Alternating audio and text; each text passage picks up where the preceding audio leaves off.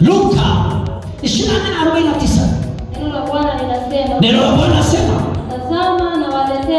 tazama nawaletea juu yenu ahadi ya Baba yangu. Ahadi ya Baba yangu. Lakini kaeni huku mjini. Lakini kaeni mjini. Hata mvikwe uwezo utokao. Hata mvikwe ule uwezo utokao juu. Na kweli alikuja juu yao, anasema kukaje ndimi kama ndimi za moto zikawakalia juu yao. Kwa sababu Yesu amesema nitakuja juu yenu. Haleluya. Zikija juu yenu, zinaanza juu yenu kuanzia utosi mpaka wayo wako. Utachamba kwa unatikisika mwili mzima. Na kwambia unachamba kwa unatikisika mwili mzima. Watu wa Mungu, hauwezi kwenda mbali kama unavyotaka.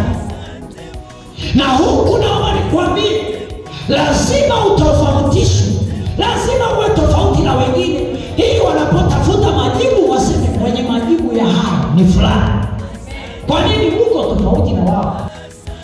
Na waletea juu yenu ahadi ya Baba. Kwa hiyo hapa kwenye kitabu cha Luka, Yesu Kristo anamtambulisha Roho Mtakatifu, kwa sababu wanafunzi hawakumjua.